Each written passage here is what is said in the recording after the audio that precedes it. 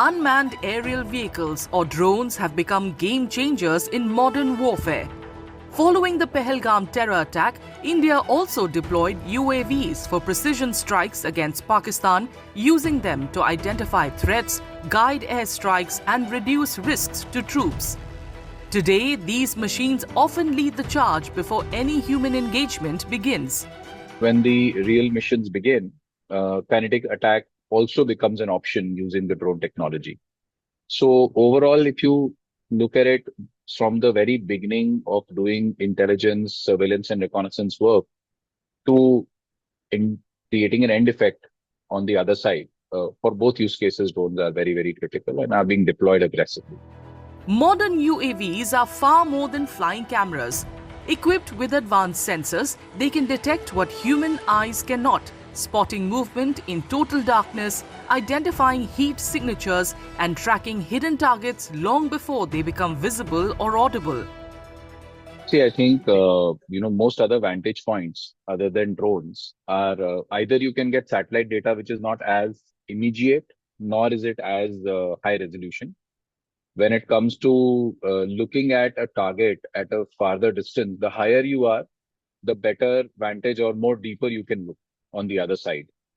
So overall, what happens is that when a drone is deployed, it is able to get a very detailed, very clear view of what is happening on the other side, if there is any movement or not. And those technologies need to be so good that they can observe the adversary from a fairly large standoff distance so that your asset is not audible, whereas you can still see what is happening in terms of activity on the ground and you can identify your targets. India is moving from importing drones to developing them indigenously with cutting-edge AI.